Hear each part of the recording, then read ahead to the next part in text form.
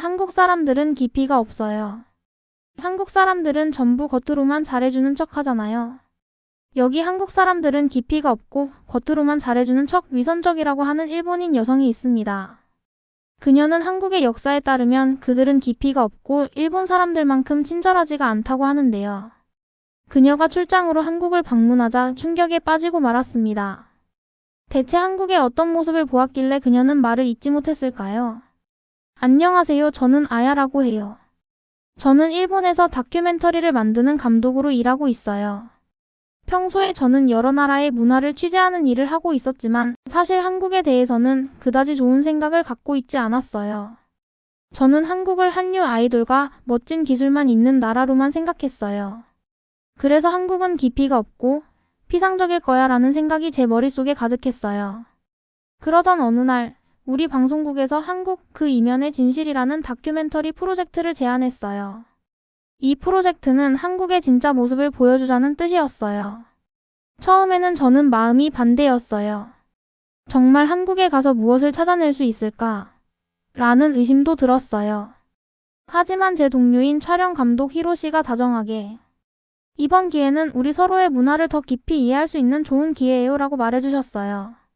그 말을 듣고 저는 많이 고민한 후 결국 한국으로 떠나기로 결심했어요. 저와 히로시는 큰 비행기를 타고 한국으로 출발했어요. 비행기 창밖으로 보이는 구름과 파란 하늘을 보면서 저는 조금은 설레는 마음도 있었어요. 사실 마음 한켠에는 아직도 한국에 대한 부정적인 생각이 남아 있었어요. 하지만 이번 촬영을 통해 그 생각이 바뀔 수 있기를 조금은 기대하게 되었어요. 비행기 안에서 저는 한국에 대한 제 생각들을 하나하나 되돌아보면서 앞으로 어떤 모험이 기다리고 있을지 상상해 보았어요. 제 마음은 긴장과 기대가 섞여 있었어요. 그리고 저는 이 새로운 도전을 통해 한국의 진짜 모습, 그 속에 담긴 따뜻한 마음과 오랜 전통을 직접 만나보고 싶었어요. 이렇게 저는 새로운 도전을 향해 첫 발을 내디뎠어요. 앞으로의 여정이 제게 어떤 놀라운 이야기를 가져다 줄지 저는 두근두근 기대하며 한국으로 가는 비행기를 탔어요. 한국에 도착한 저는 인천공항에서 처음으로 한국의 현대적인 모습을 보고 깜짝 놀랐어요. 공항 안에는 첨단 기계와 깨끗한 시설들이 가득해서 마치 미래 도시에 온 것처럼 느껴졌어요. 그리고 한강 위를 가로지르는 멋진 다리와 밤하늘에 반짝이는 야경은 정말 꿈만 같았어요. 하지만 마음속 깊은 곳에는 아직 한국은 진짜 문화가 부족해라는 편견이 남아 있었어요. 촬영 첫날 저는 한국인 가이드 유진 씨를 만났어요. 유진 씨는 아주 친절하게도 저에게 한국의 여러 문화를 소개해 주기로 했어요. 그날의 첫 체험은 바로 찜질방 방문이었어요. 처음엔 찜질방에 가는 것이 이상하고 불편할 것 같아서 모두가 알몸으로 있으면 어떡하지? 라는 걱정이 앞섰어요. 저는 솔직히 무척 긴장했어요. 그러나 유진 씨는 저에게 찜질방이 단순한 목욕탕이 아니라 몸과 마음을 편안하게 쉬게 해주는 아주 특별한 장소라고 차근차근 설명해 주셨어요. 찜질방 안에 들어가 보니 사람들은 서로 웃으며 이야기하고 따뜻한 온돌 바닥 위에서 편안하게 쉬고 있었어요. 그 모습은 마치 가족이 함께 모여 따뜻한 이야기를 나누는 것 같았어요. 처음에는 조금 당황스러웠지만 시간이 지나면서 저는 그곳의 따뜻한 분위기에 점점 마음이 풀리기 시작했어요. 저는 여기는 단순한 목욕탕이 아니라 서로의 힘이 되어주는 곳이구나라는 생각을 하게 되었어요. 그날 찜질방에서 몸의 피로도 풀리고 마음까지 따뜻해지는 기분을 느꼈어요. 이 경험은 제게 큰 변화를 가져다 주었어요. 처음에는 한국에 대해 가지고 있던 부정적인 생각들이 조금씩 사라지는 것을 느꼈어요. 저는 내가 생각했던 것과는 다르게 한국 사람들은 서로를 아끼고 따뜻하게 도와주고 있구나라는 진실을 알게 되었어요. 이렇게 저는 첫날부터 한국 문화의 한 면모를 조금씩 이해하게 되었고 앞으로 어떤 일이 펼쳐질지 살짝 기대도 되기 시작했어요. 다음날 저는 한국의 전통 문화를 더 깊이 이해하기 위해 문화, 역사 연구자 지은 씨를 만나 한옥 마을로 향했어요. 한옥은 한국의 전통집이에요.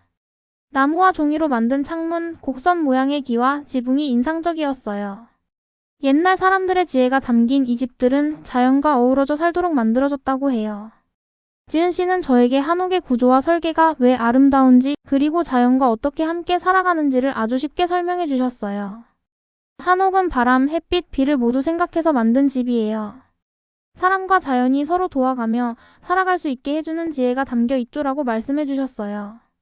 지은 씨는 한옥의 문, 창문, 마당 등을 하나하나 차근차근 보여주시며 저에게 그 속에 담긴 뜻을 알기 쉽게 풀어주셨어요. 한옥 마을을 거닐다 보니 저는 그곳에서 오랜 역사와 문화가 살아 숨쉬는 것을 느꼈어요.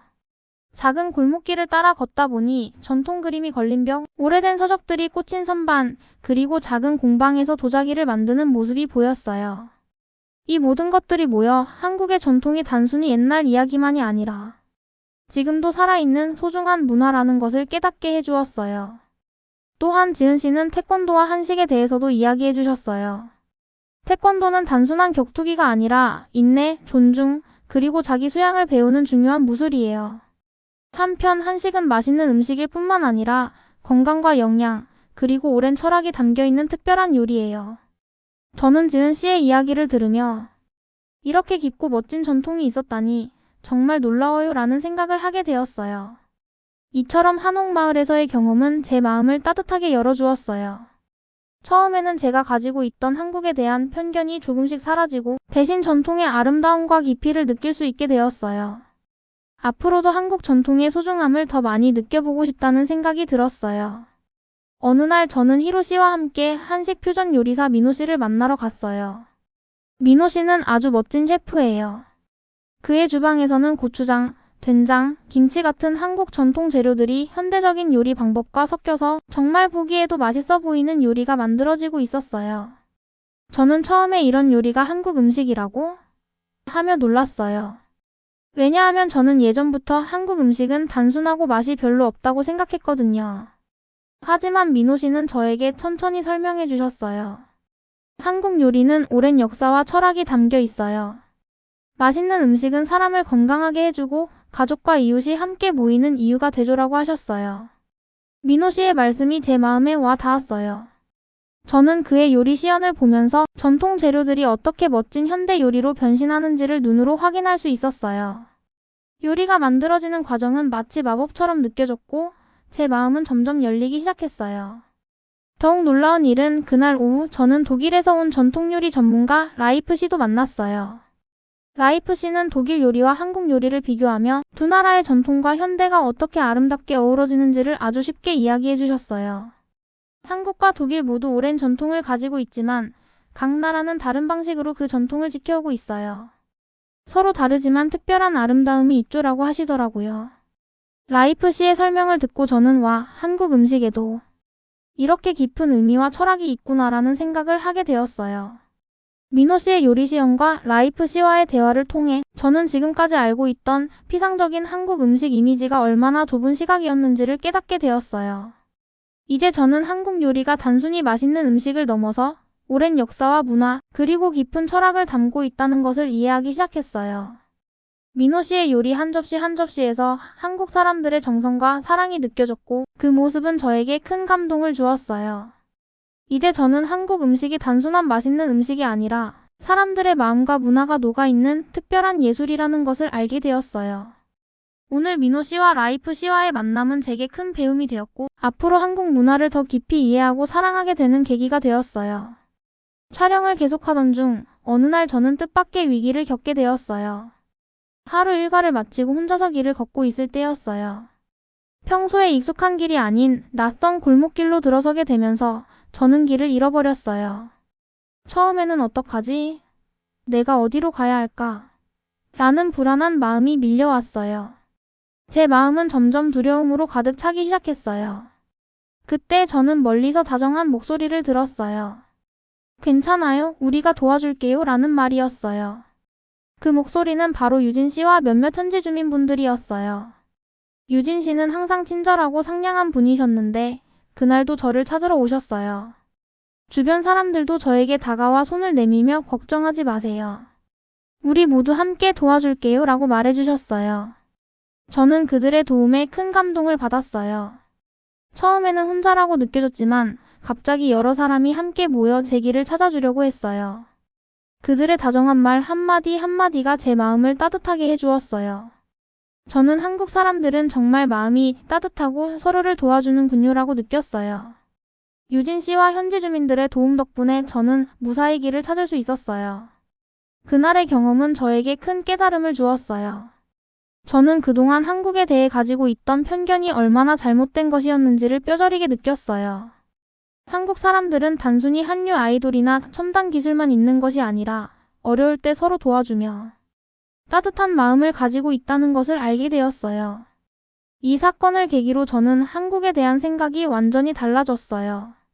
이제 저는 한국을 피상적인 나라가 아니라 사람들의 정성과 사랑이 가득한 아름다운 나라로 여기게 되었어요. 이 따뜻한 도움 덕분에 앞으로도 저는 새로운 도전을 두려워하지 않고 열린 마음으로 한국 문화를 더욱 깊이 이해하려고 해요. 촬영이 거의 끝나갈 무렵 저는 한국의 진짜 모습을 마음속 깊이 받아들이게 되었어요.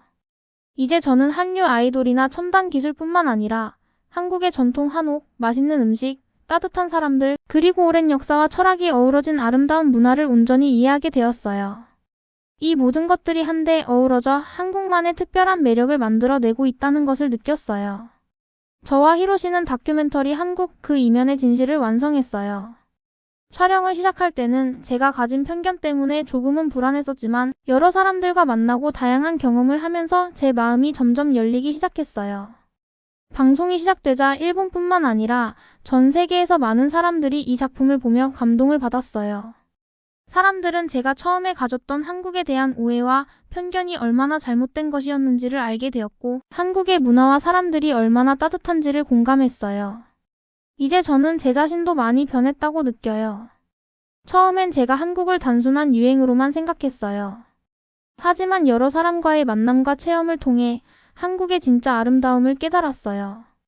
한국 사람들은 서로 도우며 전통과 현대가 어우러져 정말 멋진 나라예요라고 자신 있게 말할 수 있게 되었어요. 저의 마음속에는 이제 한국에 대한 긍정적인 감정이 가득해요. 앞으로도 저는 한국과 일본, 그리고 다른 나라들이 서로의 문화를 배우고 이해하는 다리가 되고 싶어요. 서로 다른 문화를 가진 사람들이 만나 서로를 이해하고 존중할 때 세상은 더욱 아름다워질 거예요. 저는 이 다큐멘터리를 통해 그런 메시지를 전하고 싶었어요. 우리 모두가 각자의 문화를 사랑하고 다른 문화를 존중할 때 더 따뜻하고 평화로운 세상을 만들 수 있다고 믿어요. 이제 저는 한국에서 배운 따뜻한 마음과 깊은 문화가 제 인생에 큰 선물이 되었다고 생각해요. 앞으로도 그 소중한 경험들을 잊지 않고 다른 사람들에게도 전하고 싶어요. 여기까지 오늘의 사연입니다. 여러분들의 생각은 어떠신가요? 댓글에 남겨주세요. 아직까지 구독하지 않으셨다면 구독 버튼 한 번씩 눌러주세요.